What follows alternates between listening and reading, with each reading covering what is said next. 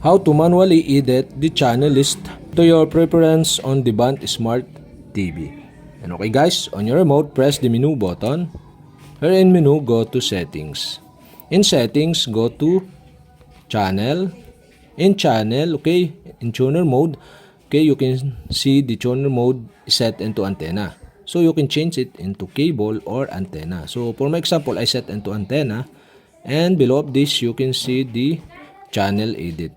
Okay, now you can manually edit the channel list to your preference. And okay guys, you'll have to do is go to channel edit. And now you can edit or manage the channel. So okay, for my example, I edit the antenna. So okay, you can click this. And you can see the available channel of this antenna. So okay, you can see the channel 3, 4, 5, 6. So okay, for my example, I delete the 3, 4, 5. So okay, you'll have to do is press the 3, 4, and 5. You can see the box on the right. Okay, make sure they have a check mark. To delete this channel, okay, right click on your remote. Okay, and the pop-up are so okay now. Are you sure you want to delete this channel?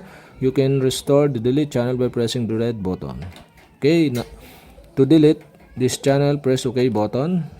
Okay, now we have successfully deleted the channel, but you can restore this by pressing the red button. Okay, you can see here and restore. Okay, by pressing left arrow, and that's it. Okay, we have successfully removed and restored the channel.